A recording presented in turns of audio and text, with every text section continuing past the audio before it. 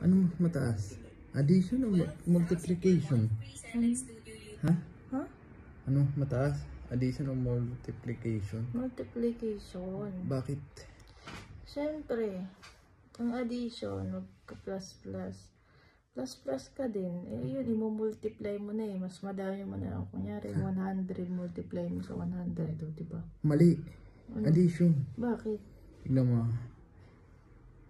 3 times 3. Bakit? 3 times 3 nga eh. Bakit nga mo na addition? Eh, makikita mo. 3 times 3. 9. Oh. 3 plus 3. 3 plus 3, 6. O, di mas mataas multiplication. Oo. Ano isa? 2 times 2. 4. 2 plus 2. 4. Hindi pantay na sila.